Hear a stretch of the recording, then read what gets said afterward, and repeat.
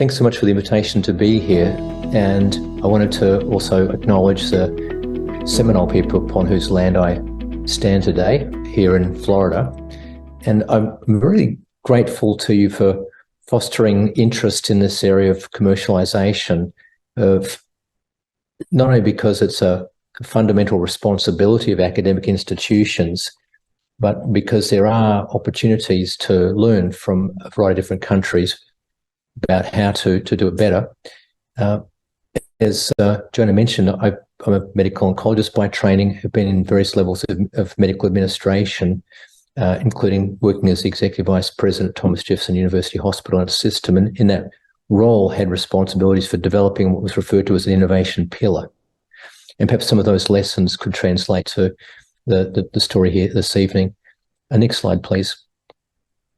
So the key point I wanted to make on this slide is that Australia does very well in the international marketplace in a variety of different ventures, whether it comes to the news or business in a variety of different spaces.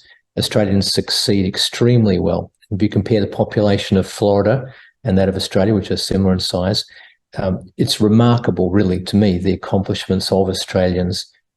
And I've listed some of the names and some of the companies that have been developed in the recent past. Next slide, please. One point on that last slide is the high ranking and status of the universities in Australia, which are a remarkable asset, which could be leveraged in a very substantial way because of the very high quality. This schematic is to represent the notion that you can have a seed of an idea and place it in the soil of a local ecosystem of a university, but there are gardeners who need to foster those relationships and foster the commercialization. And part of that is very importantly the federal government, and that's shown here. Next slide, please. This is a note for those who are interested in getting into the area of entrepreneurship, and this is a schematic representation of different personality types. They're high risk, high reward, and a game of patience, but a variety of different personalities are seen amongst the successful entrepreneurs. So not all personalities need to be this particular entrepreneur type to succeed. Next slide, please.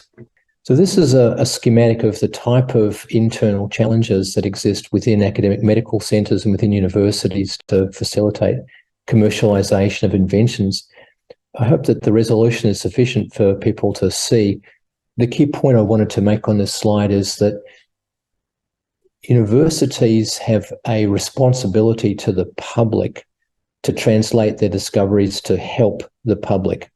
This is a fundamental tenet. So I think that a change in thinking about what universities are meant to do is a fundamental change that's important to promote commercialization.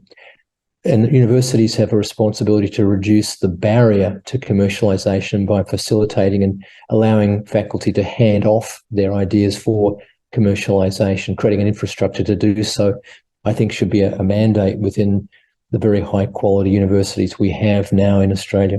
Next slide, please. This is just to give one example of some of the work we're doing. This is a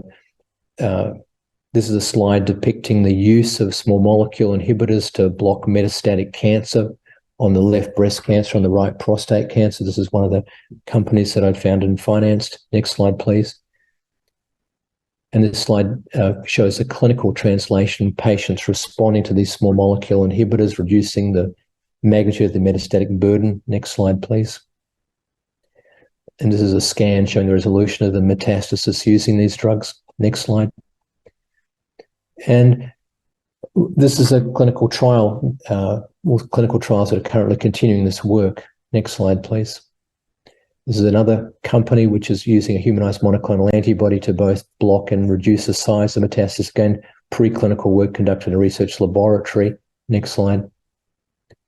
And these are the clinical trials that are currently taking place in the US based on the use of this humanized monoclonal antibody. The point of these slides are that this research was funded by federal government funds which facilitate the translation of these discoveries. Next slide, please. This slide is to emphasize just how important the federal government in the US has been in facilitating research. The source of new intellectual property is far and away most importantly deriving from federal government funds, and the facilitation of the transition of intellectual property from the federal government funded research to the universities and or the inventor was mandated as part of a law called the Bayh-Dole in 1980. So the federal government can not only help by facilitating and sponsoring research, but can also facilitate the translation of these discoveries through ensuring the intellectual property is appropriately partitioned with the inventor and small biotech companies that can take it to the next level. This is my last slide, and I'll just summarize it by saying that there is the ability to create a culture in universities where there's a formal understanding of the faculty that there should be a mandate of responsibility to do public good from the discoveries that are made in these academic centres, supported by the federal government and by the taxpayers. Thank you.